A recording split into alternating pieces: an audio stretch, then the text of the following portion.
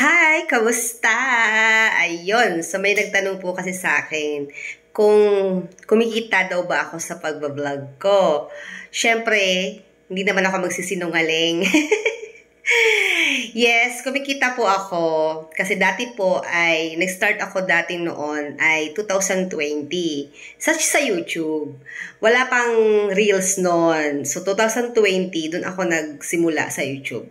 At yes po, nagkumita naman ako doon ng konti kasi na-monetize naman ang aking channel at hanggang ngayon, monetize po ang aking channel. At ang mga content ko ay wala lang, parang pang ano ko lang, tambakan ko lang ng mga memories. Siyempre, pag first timer ka na vlogger, kung ano-ano lang yung mga binablog ko.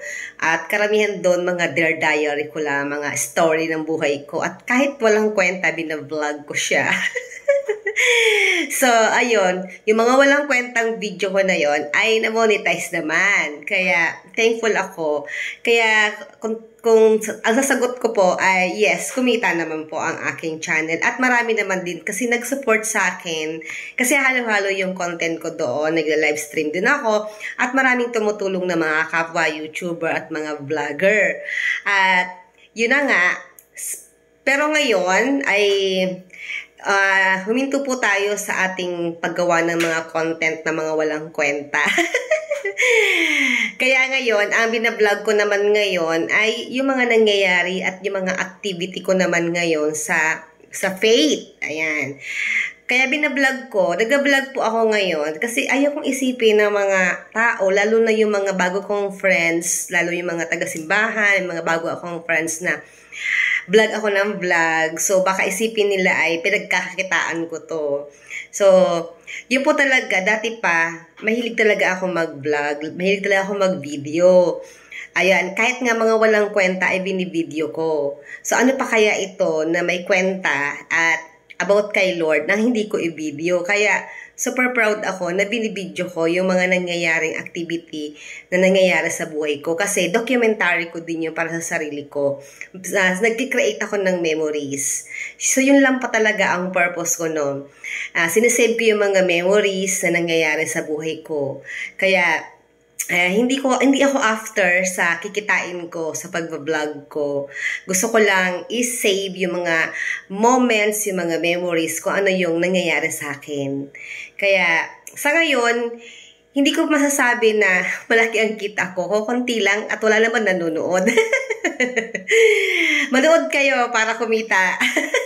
Para kumita yung mga vlog ko.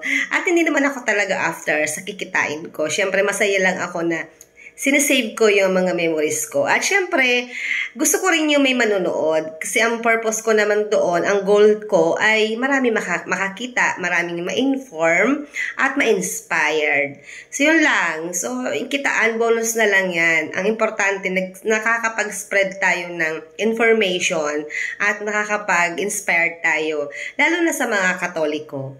So, yun lang naman. So, hindi po ako after sa kitaan. Kaya kung nag-video ako dyan, thank you so much sa mga sumasama sa video ko. And nag-create lang po ako ng memories. At gusto ko kayo makasama sa memories ko. Sa moment ko na yon. At pagdating ng panahon, babalikan natin kung ano yung mga nangyari sa atin. So, yun lang. So, ang kita ay to follow na yan. Si Lord na ang bahala dyan. So yun lang po, ha? Kasi may nagtanong, akala siguro napakalaki ng kinikita ko sa pagbablog ko. Hindi po ako kumikita na malaki. At hindi po ako after doon. Ang gusto ko lang, i-follow nyo lang ako, i-subscribe nyo ako, para marami makapanood at ma-inform. At hindi ko tinitingnan kung may star or kung ano pa man dyan, o mayroong mga dollars dyan. Hindi po ako after dyan. Ha? See you lang po and thanks for watching.